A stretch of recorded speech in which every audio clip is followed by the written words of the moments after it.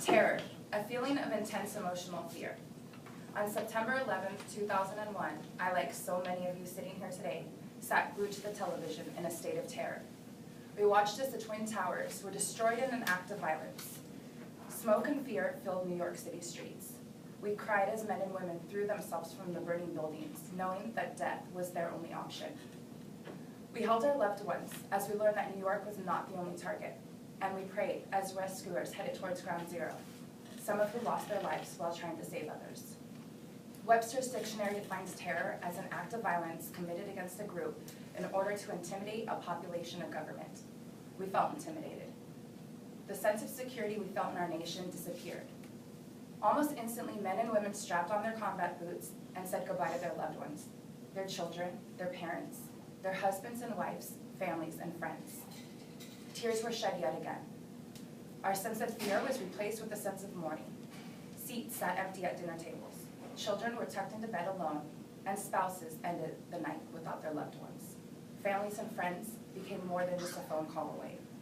As our nation started to feel more secure, families lived in fear that the loved ones who left might never return home, that the last smile that they saw, the last hug that they felt, might be an experience that they would never get the chance of having again.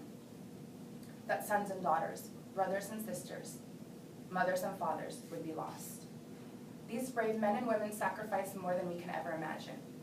They missed the birth of their babies, smiles were only seen in photographs, and first words were spoken without their parents there.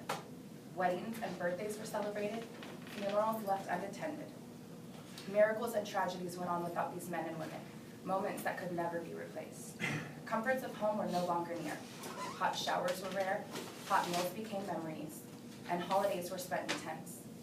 Peace of mind was traded for constant alertness, and lives were lost. Instead of a warm homecoming, tears were shed yet again, as thousands of funerals were planned, the ultimate sacrifice. They sacrificed for us, for people they had never met, for children so young and innocent, for the elderly who had seen war in their time and prayed it would never come again, for the people they loved, to protect them and keep them safe.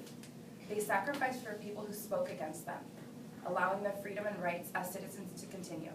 And they sacrificed for people who supported them, knowing their pride and thankfulness for every sacrifice that they made. They fought for our future, for our government, and everything our nation stands for our freedom, our peace of mind, and to calm our fears. We will forever be grateful for the sacrifices our troops have made, for the protection they have given us, and the terror they have removed. It is with open arms we welcome home our troops from the Iraq War.